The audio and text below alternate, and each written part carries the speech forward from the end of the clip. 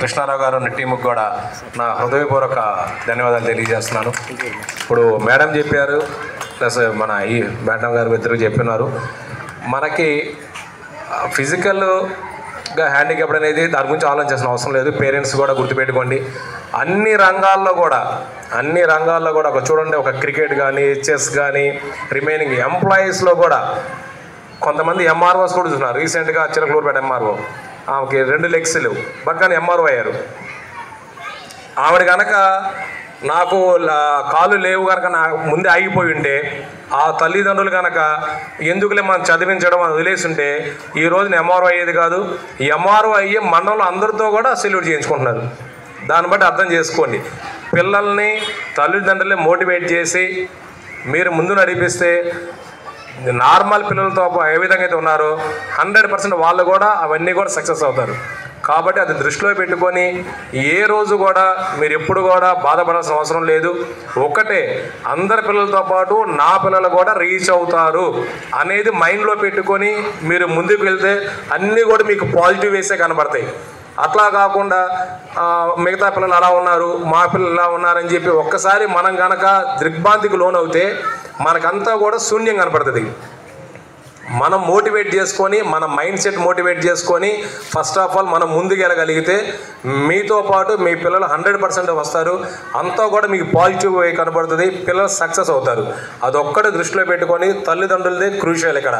అదేవిధంగా టీచర్స్ కూడా ఇప్పుడు మిగతా పిల్లలకి చెప్పడానికను ఈ పిల్లల్ని తీసుకురావడానికి చాలా స్పెషల్ కేర్ తీసుకోవాలి. కాబట్టి దయచేసి టీచర్స్ అందరూ కూడా స్పెషల్ కేర్ తీసుకొని వీళ్ళను కూడా మంచి వృద్ధిలో తీసుకురావడానికి కృషి చేయాలని కోరుకుంటూ ఈ అవకాశం ఇచ్చినటువంటి పెద్దలకు అందరూ కూడా నమస్కారం తెలియజేస్తూ సెలవు తీసుకున్నాను. Thank you very much. ఉంది హిడెన్ టాలెంట్స్, అది పేరెంట్స్ కావచ్చు, టీచర్స్ కావచ్చు, ఎనీ థర్డ్ పర్సన్స్ కావచ్చు, కొంచెం మోటివేట్ చేసే చాలు. చాలా మంది టాప్ లెవెల్, ఇప్పుడు వరల్డ్ లెవెల్లో నిక్ టామ్స్ ఉంటారు. అతనికి 2 హ్యాండ్ లేదు, 2 లెగ్ లేదు, ఎంత ఒక పెద్ద మోటివేషనల్ స్పీకర్ అయినారు world wide. Parents support, third person support, school support, ప్రతి ఒక్కరు మనం వచ్చి వాళ్ళని చూసే బాధపడి కేర్ చేసేది మాత్రం కాదు. మనం ఏం చేయాలో వాళ్ళని రెస్పెక్ట్ చేయాలి. వాళ్ళ సెల్ఫ్ ఎస్టీమ్ ఏంది, వాళ్ళని మోటివేట్ చేయాలి. మీరు చేయగలుగుతారు. You are not disabled, you are differently abled. ఇప్పుడు ఎవరైనా మిమ్మల్ని ఏలన చేసినా ఏది చేసినా ఏం చెప్పాలా? No for my ability, not for my disability. ఏం చెప్పాలా పిల్లలు? No for my ability, not for my disability. అది మీరు చెప్పినారంటే చెప్పిన వాళ్ళకు ఫస్ట్ నామోషి. ఎందుకంటే మనం వచ్చి ప్రతి ఒక్కరు ఉన్నత స్థాయిలో ఉన్నారని చూసినాం, కానీ దాంట్లో ఎంతోమంది ఫిజికలీ ఛాలెంజ్డ్గా ఉండి కూడా ఆ స్థాయికి వెళ్ళినారు. మనకు 2 చేయిలు ఉన్నాయి, కాళ్ళు ఉన్నాయి, మనం ఏం సాధిస్తున్నాం? మనకంటే వాళ్ళు ఎంతో గొప్ప వాళ్ళు ఉన్నారు. వాళ్ళకి కావాల్సింది కొంచెం మోటివేషన్, కొంచెం కేర్, కొంచెం బాదరింగ్, కొంచెం పేషెన్సీ. ఇవన్నీ ఉంటే చాలు, వాళ్ళ సక్సెస్ వాళ్ళ ఫ్రంట్లో ఉంటాయి. మీరందరూ చేయాల్సింది ఒకటే, పేరెంట్స్గా వాళ్ళ కాడ మీరు మీ పేషెన్స్ని హ్యాండిల్ చేయాలి. గౌరవనీయులు మాధవరెడ్డి గారిని ఆహ్వానం పలికిస్తున్నాం సార్. ప్లీజ్.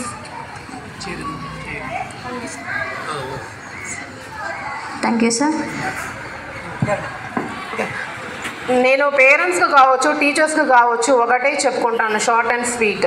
మనం వాళ్ళని రెస్పెక్ట్ చేయాలి. వాళ్ళ సెల్ఫ్ ఎస్టీమ్ దెబ్బతాకుండా వాళ్ళని మోటివేట్ చేస్తే సక్సెస్ అనేది వాళ్ళ ముందుకు వస్తుంది అనేది నా ఒపీనియన్.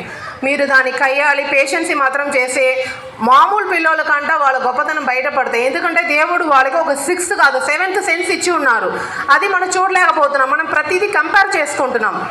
ఎవరితోటి కంపేర్ చేయకూడదు ఫస్ట్. అప్పుడు వాళ్ళకు లోపల ఉండేది బయటకు వస్తాయి అనేది నా feeling. Thank you for all. Thank you. అందిపుచ్చుకునే విధంగా సమాజంలో పెరగటానికి అవకాశం ఉంటుంది. మన మిత్రులు చెప్పినట్టు వేసరించుకుంటాను, దూరం పెడితేనో, లేకపోతే ఇటు ఎందుకు పుట్టాడో నాకంటేనో, లేదంటే ఇట్లా రకరకాలైనటువంటి వివక్షతలు, దాడులు, భౌతిక దాడులు, వివక్షతలు, అసహించుకోవటాలు, అలాంటి అద్భుతాలు సృష్టించారు. మాటలో చెప్పలేనటువంటి గొప్ప గొప్ప అద్భుతాలు సృష్టించారు. కాబట్టి ఆ బిడ్డలో అలాంటి వాళ్ళు నా బిడ్డ ఎందుకు కాకూడదు, నా బిడ్డ కూడా అట్లా ఎందుకు ఎత్తకూడదు, నా బిడ్డను కూడా అట్లా ఎందుకు ట్రైనింగ్ చేయకూడదు, నా బిడ్డ కూడా అట్లా ఎందుకు మోటివేట్ కాదు ప్రయత్నిస్తే, పట్టుదల ఉంటే, ఆలోచన ఉంటే, దానికి ఆచరణ రూపమిస్తే ఖచ్చితంగా నా బిడ్డ కూడా అలా తయారవుతాడు, అలా గొప్పగా ఉంటాడు. వాడు కూడా సమాజంలో భారం కాడు, ఈ సమాజంలో ఒక బాధ్యత కలిగినటువంటి పౌరుడుగా ఉంటాడు అనేటువంటి ఒక ఆలోచన ముఖ్యంగా తల్లిదండ్రులు ఉండాలి. ఆ ప్రోత్సాహం ఆ పిల్లవాడిని బతికేటట్టు చేస్తుంది, జీవితం మీద ఆశ కలిగిస్తుంది. నేను అందరితో పాటు నేను కూడా ఉండాలి అనేటువంటి ఒక మంచి జీవితం మీద ఆశను కలిగించడానికి అవకాశం ఉంటుంది. కాబట్టి ఈ కాన్సెప్ట్ని తల్లిదండ్రులు తీసుకోవాలి. అబ్బా, నేను ఒక విషయం చెప్తున్నాను, మాటలు చెప్పినంత సులభంగా ఆచరణ ఉండదు, అది అనుభవించేవాడు తెలుస్తుంది. ఇప్పుడు మన పేరెంట్ ఒక అతను చెప్పాడు, ఎన్నెన్నో కష్టాలు పడ్డాడు, ఎక్కడెక్కడో తిప్పాడు, ఎన్నెన్నో చేశాడు. అసలు ఆ బిడ్డని అంటే ఆ బిడ్డకు సంబంధించినటువంటి టాయిలెట్స్ కానీ, ఆ బిడ్డలకు సంబంధించినటువంటి ఇతర కార్యక్రమాలు కానీ, అది మనమే ఆశ్రయించుకునేటువంటి పరిస్థితుల్లో ఒక బిడ్డని అన్ని రకాలుగా పెద్దరిగినటువంటి వాడిని, అన్నీ తెలిసినటువంటి వాడికి అలాంటి సర్వీస్ సేవలు చేయటం అంటే అది చిత్త వ్యవహారం కాదు, అది మాటల్లో చెప్పేటువంటి పరిస్థితి. కాబట్టి ఏమైనా ఇది తప్పదు.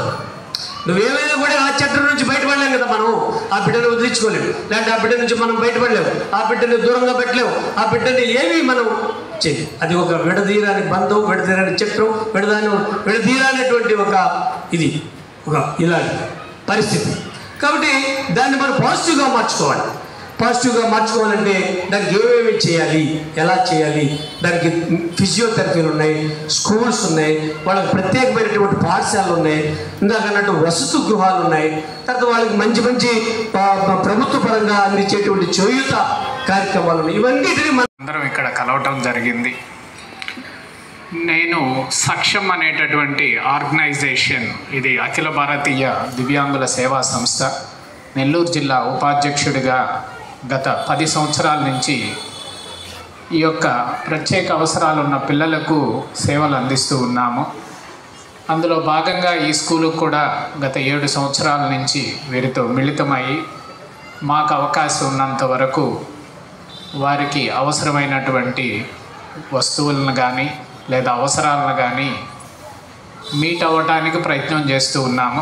ఇందులో భాగంగా మా మిత్రులు కృష్ణ గారు కూడా ఈ సంవత్సరం యాడ్ అవ్వటం చాలా ఆనందంగా ఉంది. వారికి ప్రత్యేకంగా ధన్యవాదాలు తెలియజేస్తూ ఉన్నాను.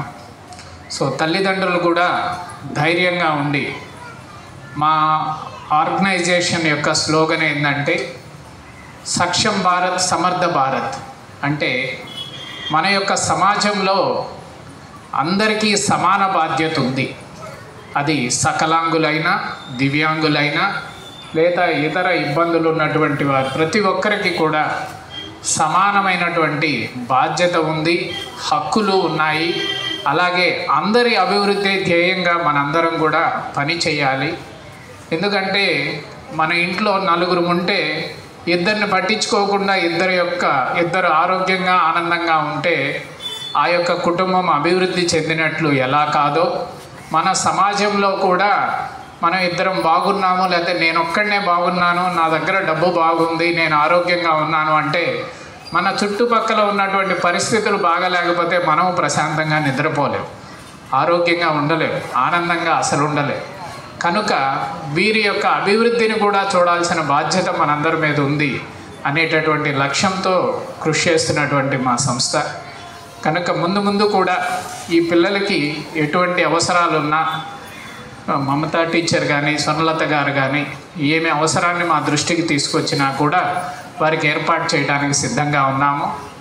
అలాగే వీరి కోసం ఫిజియోథెరపీ గవర్నమెంట్ ద్వారా ఇక్కడ ప్రతి వారం ఒకరోజు జరుగుతుంది. నిజంగా అవసరం ఉన్నటువంటి పిల్లలకి నిత్యం అవసరమైనా కూడా మా కాలేజీ తరఫున ఉచితంగా ఏర్పాటు చేస్తామని నేను లాస్ట్ టైమే చెప్పున్నాను. వారు మా క్లినిక్ వద్ద కానీ మేడంని అడిగితే అడ్రస్ ఇస్తారు, అప్రోచ్ అవ్వచ్చు. అలాగే వారికి ఏదన్నా ప్రత్యేకంగా స్టాండింగ్ ఫ్రేమ్స్ కానీ, క్రాలర్స్ లాంటివి కావాలన్నా, వీల్ చైర్స్ కానీ వీటిని ఏర్పాటు చేస్తూ ఉన్నాము. Already last 10 days back special education material కూడా మా సంస్థ ద్వారా ఏర్పాటు చేయడం జరిగింది. సో వీటిని దృష్టిలో పెట్టుకొని వీరి యొక్క అభివృద్ధికి అందరం కలిసి కృషి చేద్దామని, అలాగే భగవంతుని ఆశీస్సులు వారిపై, వారి కుటుంబంపై ఉండాలని. ఎందుకంటే ఎవరు కూడా దాన్ని ఫీల్ అవ్వద్దు, ముఖ్యంగా మాతృమూర్తులు.